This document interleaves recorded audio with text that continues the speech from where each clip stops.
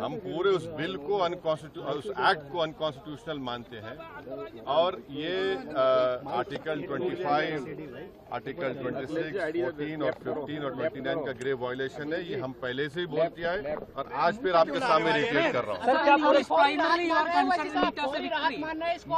No. See, let us be very careful. The Honorable Supreme Court, as rightly pointed out by my counsel, Mr. Nizam Pasha, the Supreme Court has said that the Central Waqf Council and the State Waqf Boards will not be constituted. Waqf by user cannot be deleted.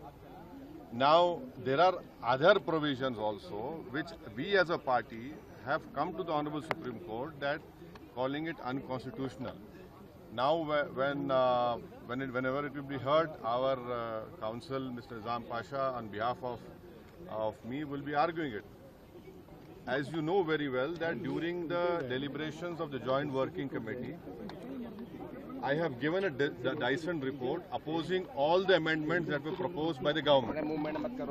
And during the debate in the Parliament on the consideration or passing of that bill, I have opposed each and every amendment. I have called it unconstitutional.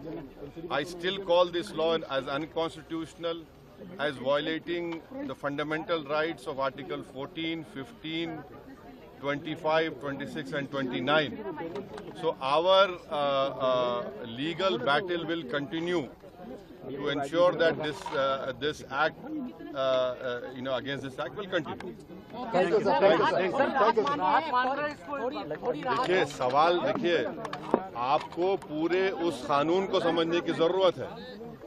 अब 5 साल का मुसलमान practising रहेगा, 5 साल practising मुसलमान का तो रहेगा।